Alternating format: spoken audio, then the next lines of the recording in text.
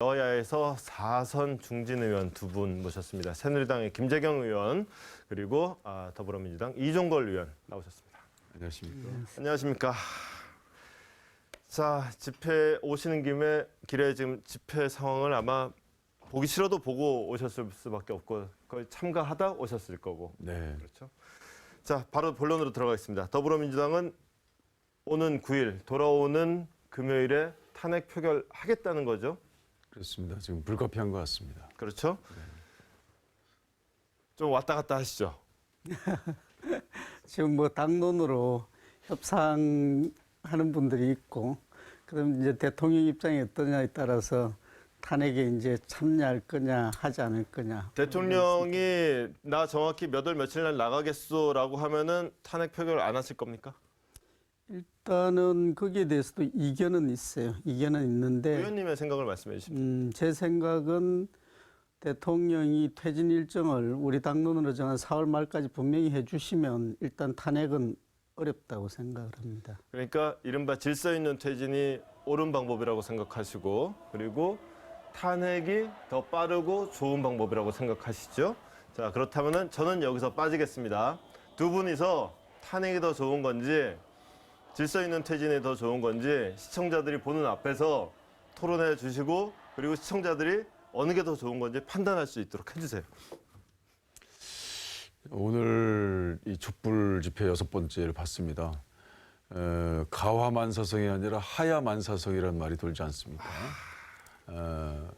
대통령께서 바로 즉시 하야하신다면 무슨 문제가 있겠습니까? 한 사람의 생각이 이 많은 분들의 이 많은 낭비 어찌 보면은 그 많은 분들이 그 진심으로 국민들과 함께 대통령에 대해서 대통령 물러나세요라고 한 그런 것들을 그냥 다 생략할 수도 있는 거 아니겠습니까?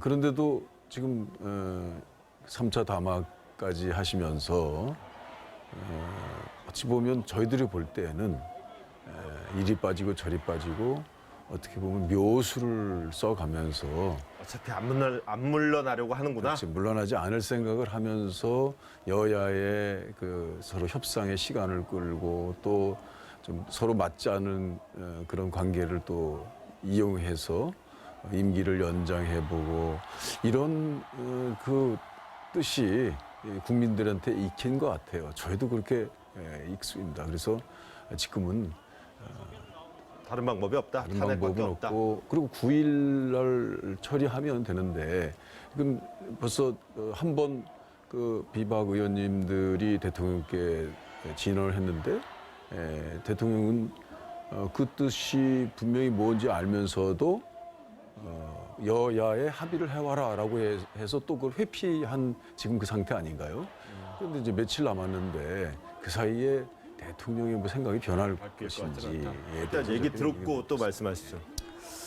어쨌든 이제 대통령의 헌법과 법률 위배 사항이 있으면 시스템적으로 탄핵 절차로 가는 게 이건 이제 그 우리 헌법이 예정하고 있는 그런 이제 로드일 겁니다. 근데 국민들의 요구는 탄핵이 아니라 하더라도 책임을 지고 물러나는 게 이제 중요하다는 거. 즉시 지금 또 하야를 요구하는 목소리가 높지 않습니까? 이제 이런 측면이 있고 또 하나는 실리적으로 볼 때 과연 탄핵 절차로 갔을 때 더 빨리 이 혼란이 수습될 수 있느냐. 많은 사람들이 거기에 이견은 있지만 국회에서 탄핵이 이제 의결이 된다 하더라도 헌재로 갔을 때 이게 과연 이제 우리 이 새누리당이 당론으로 정한 4월 퇴진보다 빨리 이제 수습이 될 수 있는 길이냐. 이제 저희들도 많은 연구를 했는데 뭐 많은 전문가들의 의견은 지금 대통령이 본인이 억울함을 호소하고 있고 그다음에 이제 쟁점 사항이 많기 때문에 4월 전에 헌재에서 이 재판을 끝내기 어려울 거다. 그렇다면 대통령 본인이 이 문제를 국민의 뜻에 따라서 일단 하야를 하겠다라는 결심을 가지고 있고 또 이게 헌재로 가는 것보다는 더 빠른 결말이면 4월의 퇴진이 수습의 좋은 방안이 아니냐라는 게 이제 저희들 입장이죠. 지금 4월도 불명확하지만 사실 대통령을 4월까지 임기를 살려줄 필요가 없지 않나라는 생각입니다. 분명히 말씀하신 것처럼 탄핵은 범법 또는 헌법 위반자에 대한 응징적 그 성격이 있는 임기 퇴진입니다. 임기 내 퇴진입니다. 그런데 하야라든지 개별적인 사퇴의 경우에는 어떻게 보면 정치적 타협의 소산 아니겠습니까? 이 상황에서는 지금 처음에 뭐 질서 있는 퇴진이나 이런 얘기를 안 한 적이 없습니다. 그러나 안 하진 않았는데요. 그러나 지금은 이제 이미 있는 사실도 부인하고 또 이미 확정돼 있는 사실도 스스로를 이렇게 회피하는 그런 대통령의 태도로 볼 때 이제 그 원칙적인 헌법 위반과 법률 위반의 사실로 그 탄핵 절차로 들어가는 것이 옳다라고 생각하고요. 그리고 또 이제 말씀하신 것처럼 기간이 좀 길어지지 않을까. 저는 60일 이내에 이것은 끝날 수 있다고 생각합니다. 이제 9일 날 의결이 되면 그날부터 60일 이내인데요. 그럼 60일이 걸리는 게 아닙니다. 60일이 그 기간까지라는 거지 그 기간 안에 끝나는 것이고요. 지금 헌법재판소장도 1월 달 임기인데 1월 임기 전에 끝내겠다고 그러고 있습니다. 그리고 지금 사실 형사 사건의 경우에는 뭐 무죄 추정도 있고 본인이 부인하고 있기 때문에 뭐 그것은 저는 그렇게 기대하지 않습니다.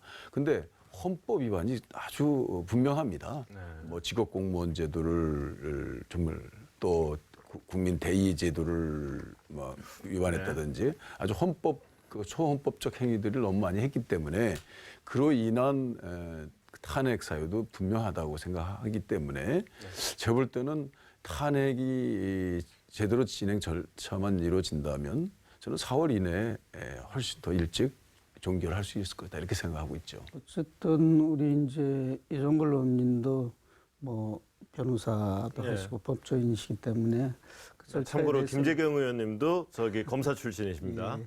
그래서 이제 그 부분에 대해서는 이제 다양한 의견이 있습니다. 그런데 이제 전체적으로는 4월 퇴진이 현재 가는 것보다 그렇게 늦지는 않을 거다라는 이런 공감들이 있는 것 같고요. 그리고 이제 대통령이 4월 퇴진까지 어떤 권한을 행사할 것이냐. 이 부분에 대해서는 우리 당의 주류들은 모르겠지만 적어도 비주류들은 현재의 그 심판 대상일 때처럼 권한이 정지되어야 되지 않겠냐. 그래서 대통령께서 만약에 이 본인의 하야를 명확히 한 번 더 시점을 밝힐 때쯤 되어서는 그냥 그 시점만 밝혀서는 부족하고 본인이 이선 후퇴하면서 지난번에 국회에 와서 말씀하신 것처럼 거국 중립 내각이 전제가 되어야 된다. 근데 이제 왜 그럼 그걸 우리가 요구를 하지 않느냐. 그러니까 이제 처음에 4월 시한을 못 박아서 하야 요구를 7일 날 6시까지 하라고 네. 강하게 요구를 했는데 그러게요. 거기다가 또 그걸 붙이려니까 뭐 복잡한 거예요. 그래서 이제 다른 루트를 통해서 대통령의 권한 행사는 이제 현재 심판 과정처럼 정지되어야 된다라는 게 비주류 측은 이견이 없습니다.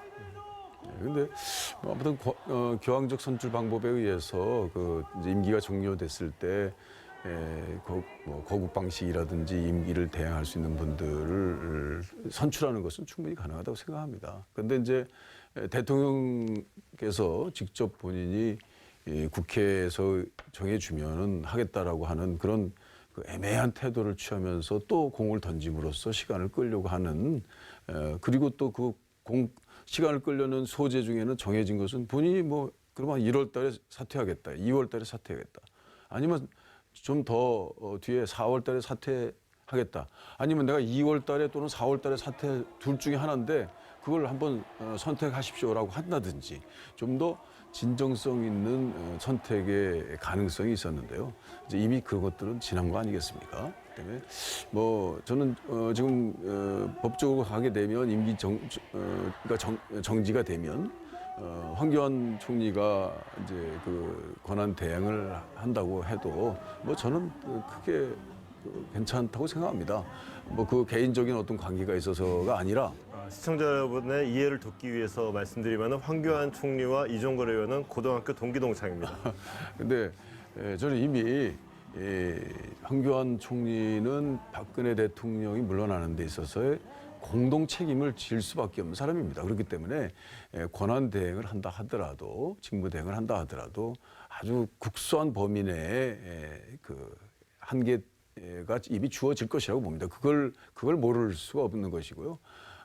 그래서 뭐 대선을 관리한다든지 그리고 또 남은 잔무 정도를 할 수 있다든지 이렇게 할 수밖에 없는 상황이기 때문에 저는 뭐 총리에 대한 뭐 그 문제는 아주 부차적인 문제이고 그래서 어떻든 간에 60일 이내에 대통령 선거를 치름으로써 저는 매듭이 지어지고 그리고 그때는 이제 무슨 임기가 뭐 무슨 당선자 지위도 아니고 바로 대통령으로서의 이제 임기를 해 나갈 수 있기 때문에 지금 이런 국정 중단의 상태를 빨리 조기에 매듭질 수 있을 것이다라고 하기 때문에 원칙적인 방법이 좋겠다 이런 생각입니다. 이제 우리 새누리당 내 뭐 의견이 통일된 건 아니지만 잘 아시는 것처럼 이제 비주류의 입장은 저희들은 이제 그 인원을 40 플러스 알파라고 이제 생각을 하고 있는데 비주류의 입장은 분명합니다.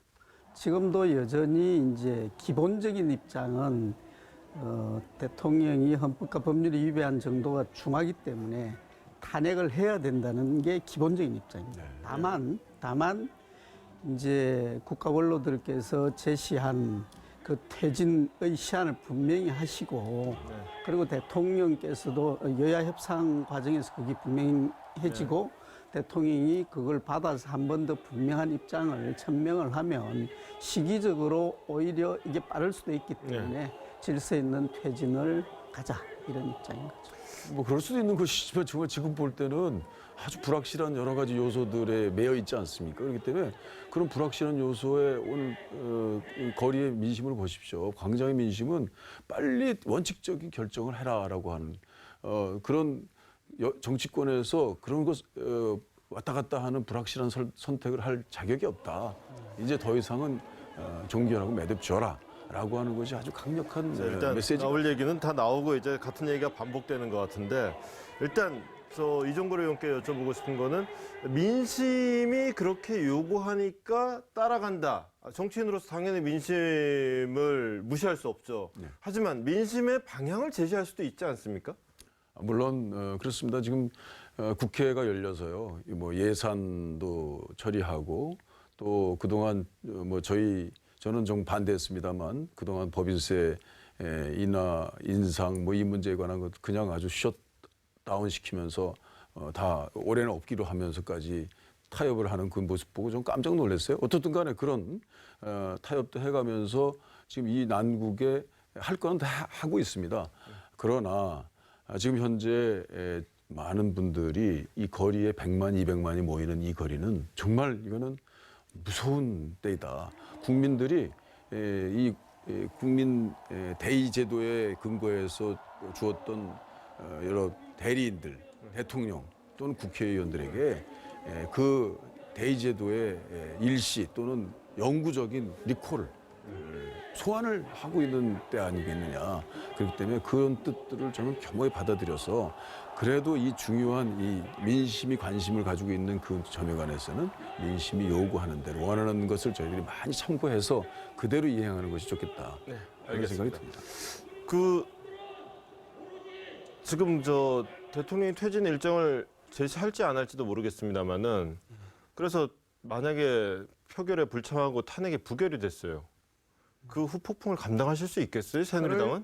그럴 염려는 없다고 제가 분명히 말씀드립니다. 저희들은 적어도 내부적으로 저희들이 파악한 바에 의하면 이제 9일날 탄핵이 불가피하다. 여야 협상이 깨지고 대통령이 분명히 입장을 밝히지 않으면 저희들 40 플러스 알파는 참석할 것이고 그 숫자는 아마 탄핵 가결을 하는데 충분한 숫자가 될 걸로 저는 생각합니다. 퇴진 일정만 밝히면 그거는 뭐 되고 퇴진 일정 안 밝히면은 그거는 뭐 어쩔 수 없다. 탄핵 그냥 동참한다. 저희들은 탄핵에 참가하겠다는 기본 입장에는 거기다 플러스 이선우 퇴하고 총리까지 네. 얹어서 거기까지 되는 거죠. 일단 그렇다 치고 그다음에 김재경 의원님도 항의 문자 그렇게 많이 받으시나요? 어제 저녁에 자고 나니까 뭐 한 100수십 통 오고 뭐 한 하루에 10분만 고개를 돌리면은 한 30개 거의 업무 방해를 받고 있는 그런 정도의 수준. 하루에 2만 개 받았다는 분도 있으니까 뭐 그 정도는 아니라도 제가 받은 것도 한 2,000개 정도는 되는 것 같아요. 동료 의원이 상대 당은 다릅니다만 이 정도면 거의 문자 테러라고 해도 될 것 같은데 어떠십니까? 예, 뭐 지난번 집회 때, 이번이 아니라 예전 그 집회 네. 때 그 집회에서 집회에 여러 가지 문제가 됐던 어떤 의원들에게 오늘 다 그 전화번호를 알려주면서 그 전화번호에게 문자 발송합시다 그러면서 문자를 이렇게 한 적이 있었어요. 네. 근데 그것은 오래가지 못하고 네. 그건 일종의 그 아주 성가심, 상대방에 대한 공격 행위이고 그것이 합법을 가장한 네. 불편함을 초래한 그 괜히 오바 행위를 통해서 사람에게 아주 더 역효과를 주는 것이다라고 해서 그만둔 적이 있습니다. 근데 이번 초기에 이제 말씀 들어보니까 뭐 18원 뭐 영수증 요구하고 18원이라는 그 후원금 내 가지고 영수증 요구하고 또 뭐 문자 메시지 이렇게 쓴다고 그러는데요. 뭐 지나친 행위는 삼가해야 될 거라고 저는 생각합니다. 그런데 최근에 그 거리에서 나오는 우리 촛불 민심들 그다음에 그 이후에 그 촛불 집회를 정리하는 모습들 그걸 보고 저는 야 이거 정말 우리나라가 많이 크게 달라졌구나 이렇게 그 수준 높은 시위 집회 문화를 전 세계에 과시하고 있구나라는 생각을 했어요. 근데 이제 그게 이제 익명성 때문에 그것들이 이제 좀 어떤 심한 그런 일이 있었다 하더라도 저는 이렇게 말씀을 한다면 결코 저는 조정되고 사라질 거라고 저는 그렇게 생각합니다. 자, 지금부터는 저희 여야의 좀 당 내부 사정 잠깐 들어보겠습니다. 먼저 여당 얘기부터 좀 들어보려고요. 저 이정걸 의원님 잠깐만 쉬시고요. 자, 우리 김정희 의원님, 그 비대위는 만들긴 만드는 겁니까? 왜 이렇게 오래 걸려요? 비대위원장 한 명 뽑기 그렇게 힘듭니까? 제가 이미 늦었다. 그렇게 이제 주장을 하면서 어제 이제 4명이라도 공개를 하자 해가지고 일단 4명을 네. 공개를 했고요. 그 다음에 이제 월요일 날 1명을 압축을 하든지, 그 다음에 이제 어총에 넘기든지, 이제 6인 중진 협의체 네. 비대위원장 뽑는 이 회의는 이제 네. 끝내야 된다. 네네. 이런 단호한 입장을 말씀을 드렸고요. 이미 많이 늦었습니다. 그래서 당의 개혁이 지지부진하다고 또 뭐 많은 질타를 할 건데 우선은 이제 대통령 하야의 탄핵에 국민들의 관심이 쏠려 있어서 저희 당내 문제는 조금 비켜가 있는데 아마 이 문제가 일단락되고 나면은 도대체 새누리당 누구의 책임을 어떻게 누구는 이제 지려고 하느냐 이런 문제들에 맞닥뜨리게 일단락 되기 되는데 전부터 이미 그런 얘기 나오는 것 같은데 지금 이렇게 가다가 비대위원장 못 뽑으면은 이정현 대표는 12월 21일이 돼도 대표를 계속 할 것 같은데요? 예.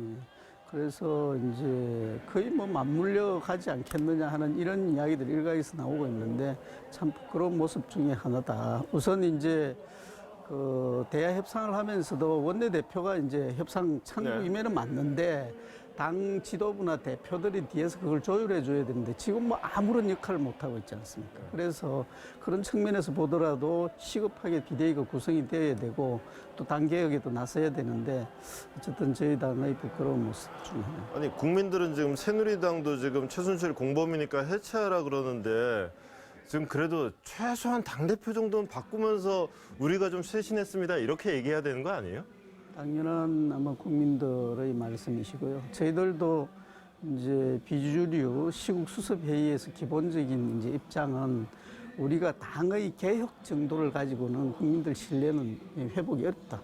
우리는 완전히 해체하는 데까지만 역할을 하고 그다음에 보수의 다른 무슨 정치적인 역할은 다른 장에서 논의할 수 있도록 하자. 우리는 하여튼 책임을 지고 당을 해체하는 정도까지만 역할을 하자. 이렇게 이제 저희들 입장을 정리를 했죠. 사람들이 새누리당을 좋아하는 사람들도 그래 친박 거기는 뭐 그렇다 치자.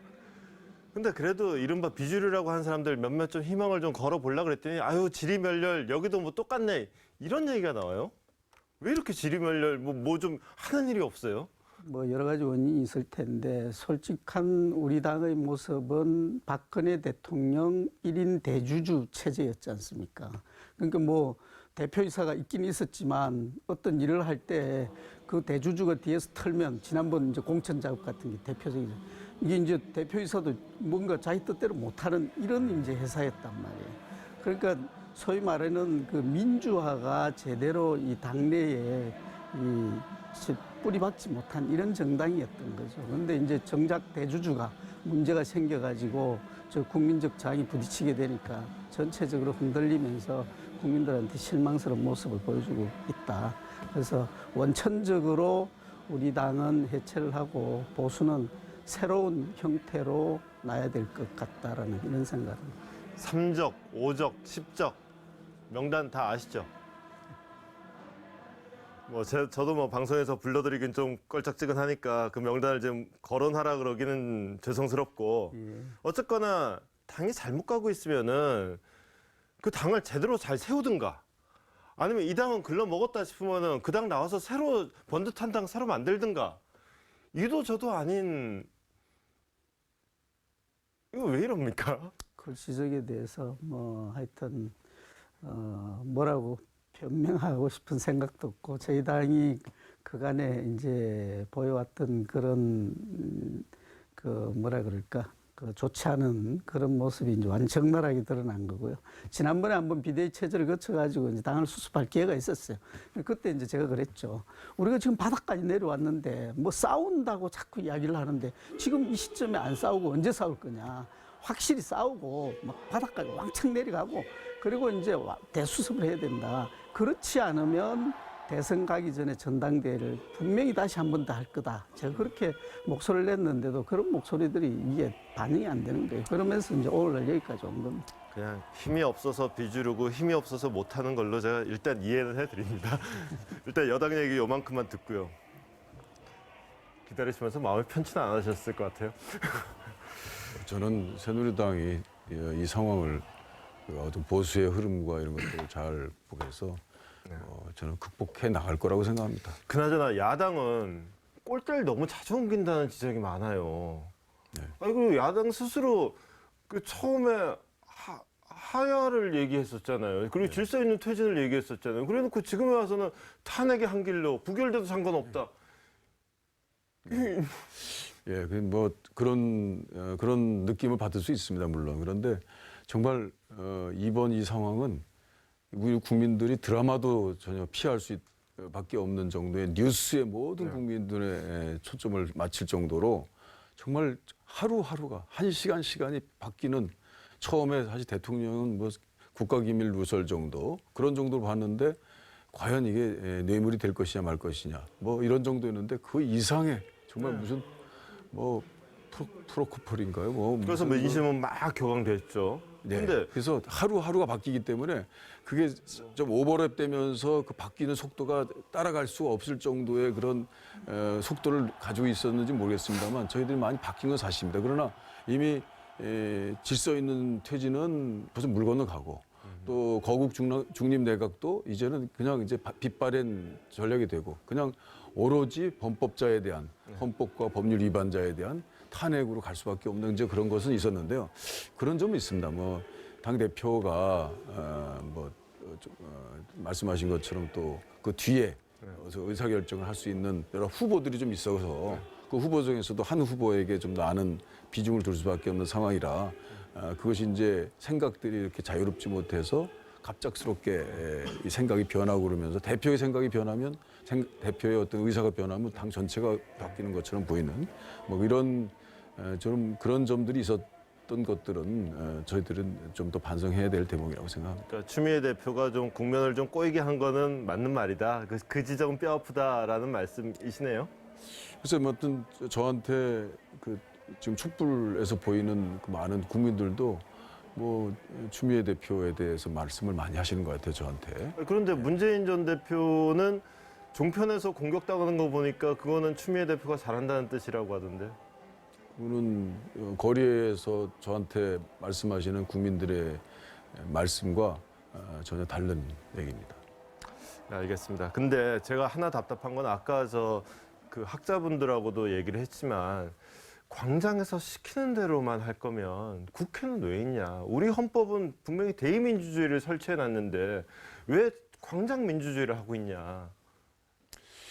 지금 우리 역사는 이제 간접민주주의 어떤 질서 있는 시기에서 이 시기 어느 시기까지 갈지 모르겠습니다만 직접 민주주의를 허용할 수밖에 없는 그 아주 무슨 시민혁명, 명예혁명의 시기를 걷고 있지 않나라고 하는 또 생각도 있습니다. 이 시기에 우리가 적응할 수밖에 없습니다. 우리가 대의제의 수임받은 대의기관으로서 잘했으면 이런 일이 있었겠습니까? 대통령이 이런 대통령이 됐을 거라고 생각했겠습니까? 국민들은 이제 대통령에게 리콜하고 있지 않습니까? 대통령 권한 내려놓으라는 얘기하고 있지 않습니까? 이제 대통령 권한 내려놓고 대통령이 이 우리나라 권력이 다 국민으로부터 나오는데 그 국민들이 대통령 권력을 내가 행사하겠다. 내가 다른 사람 뽑아서 행사하겠다라고 하는 말로 들립니다. 뭐 그것에 대해서 어쩔 수 없다고 생각합니다. 자, 여야 문제는 그 정도 하고, 자, 시청자 여러분 아시겠지만 이종걸 의원은 더불어민주당의 원내대표를 지냈습니다. 그리고 김재경 의원은 원내대표에 출마하려고 하셨었죠. 앞으로 되시겠죠. 두 분이 원내대표, 현재 원내대표라고 생각하고 개헌 얘기를 한번 해봤으면 좋겠어요. 개헌 이제 국민적 바람이고 우리 정치권의 가장 큰 현안이었습니다. 근데 이제 상황이 지금 이런 상황이 되고 나니까 국민적 관심도 개헌보다는 대통령의 거취로 이게 초점이 모아져 버리고 또 실제로 이제 대선의 어떤 지지가 높은 쪽에서는 개헌을 하고 싶어 하질 않고 뭐 이런 상황이 돼서 모두가 다 폐해가 있다고 하는 제왕적 대통령제를 이번에 이제 과연 고칠 수 있겠느냐 하는 이런 이제 안타까움이 좀 있습니다. 근데 이제 저는 소위 말하는 이제 지금 뭐 수위를 달리고 있으면서 개헌에 미온적인 입장을 보이고 있는 또 그분을 지지하는 의원들의 숫자가 100명을 넘기는 어려울 거다. 그렇다고 한다면 국회 내에는 여전히 개헌의 동력을 뒷받침할 이제 200명이 넘는 의원들이 있다는 거고요. 그리고 이제 문제는 국민적인 관심이 이 대통령 거취가 결정되고 난 이후에 개헌으로 좀 모아져서 다시는 이런 불행한 우리가 역사가 반복되는 일이 좀 없었으면 하는 간절한 바람이 있어서 지금 이제 시급한 것은 지난번에 이제 이 사태가 터지기 전에 국회의장님을 비롯해가지고 국회 내에서 소위 이제 개헌을 지지하는 의원들이 그 200명 넘는 의원들이 있었거든요. 그래서 그분 중에 한 분이시기도 하죠. 네, 저도 그렇습니다만. 예. 그래서 이제 개헌 특위를 지금 이게 이제 그 투 트랙으로 아무리 이게 시급한 문제라 하더라도 놓칠 수 없는 중요한 국가적 어젠다인 개헌 문제를 해결하기 위한 개헌 특위를 12월 중에는 국회 안에 설치를 해야 된다. 거기에다가 제가 원내대표라면 이 상당한 에너지를 또 할애를 하겠습니다. 만약에 현직 원내대표라도 지금 개헌 얘기 꺼내면 역적되는 분위기인가요? 탄핵에 집중하고 있는 때에 개헌 얘기하는 것은 뭔가 좀 약간 어울리지 않는 것 같습니다. 그래서 탄핵이 일단 종결이 되면 뭐 설사 탄핵이 부결이 돼서 안 된다 하더라도 탄핵 그 국면이 지나가면 그때는 뭐 자연히 이 지금 대통령의 이렇게 혼란스러운 행동은 뭐 개인의 흠도 있지만은 기본적으로 제왕적 대통령제에서 나온 것이다라는 건 국민적 뜻이 다 미쳐 있지 않겠습니까? 문재인 대표는 그렇게 생각 안 하던데요. 헌법은 죄가 없고 피해자라고 하던데. 그러니까 개헌 얘기는 불가피하다고 생각합니다. 다만 저는 그 예전에 이 제왕적 대통령제의 흠이 있음에도 불구하고 그것이 그렇게 드러나지 않은 상태에서 이제 평상시에 정권 이양을 하는 그런 선거를 치러야 되는 국면에서는 그 정권 심판론을 꼭 주장해야 되는 우리 저 야당 입장에서는 아닌 시기에 정말 무슨 개헌 얘기를 내놔서 그 무슨 경제 실정이라든지 양극화의 문제라든지 이런 것들의 어떤 정권 심판론의 소재들이 그 블랙홀로 빠져 들어가는 그런 개헌론의 경우는 참 어불성설이다 이렇게 생각했습니다. 그런데 지금 이 시기는 정말 박근혜 대통령의 이 아주 국민이 놀랄 정도의 어떤 하야 탄핵 상황을 일으킨 바로 그 원인이 뭐냐라고 라는 점에 관해서 저는 딱 일주일만 있다가 개헌 얘기하자.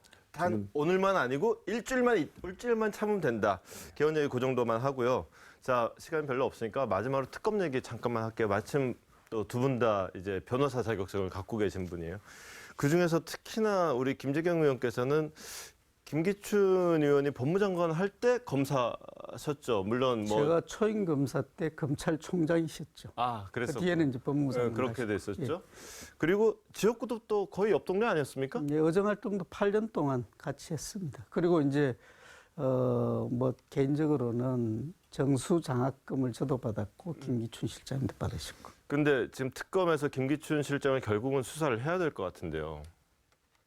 문제되는 부분이 있으면 하겠다라고 뭐 검찰에서도 이야기를 했고 특검에서도 이야기를 했으니까 문제되는 부분은 조사를 해야죠. 김기춘 실장이 이 지금 의혹의 중심으로 자꾸 부각되는데 개인적으로 좀 부담스럽거나 하진 않으세요?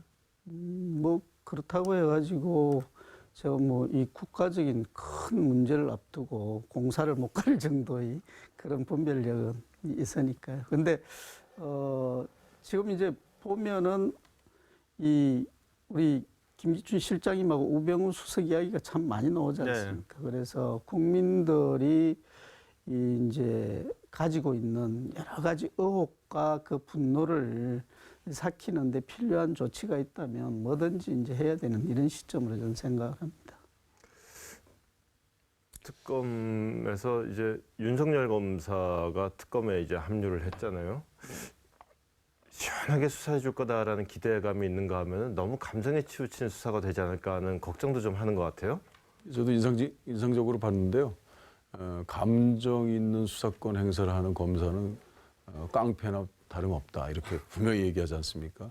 저는 윤석열 검사의 그 이전에 한 내용들을 잘 알고 있습니다. 저는 아주 충분히 정당하게 정말 실체적 진실을 밝힐 수 있는 그런 능력과 의지가 있는 분이라고 생각하고 있고요.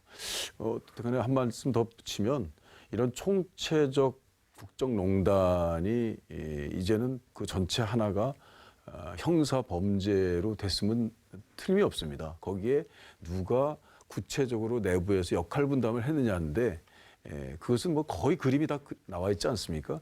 김기춘 그 비서실장의 경우는 뭐 국민들이 거의 대통령급으로 그 원인 행위를 지켜보고 있는 것 같습니다. 그 경우에 특별검사가 그것을 밝혀내지 못한다면 그거는 무능하고 의지 없는 특별검사였다고 이렇게 평가받을 것입니다. 예, 탄핵과 질서 있는 퇴진 그리고 여당과 야당의 어떤 여러 가지 개선점을 모색해 보고 심지어 개헌과 특검까지 숨가쁘게 달려왔습니다. 시간이 모자랐네요. 부족하지만 여기서 두 분은 말씀드리겠습니다. 고맙습니다. 감사합니다.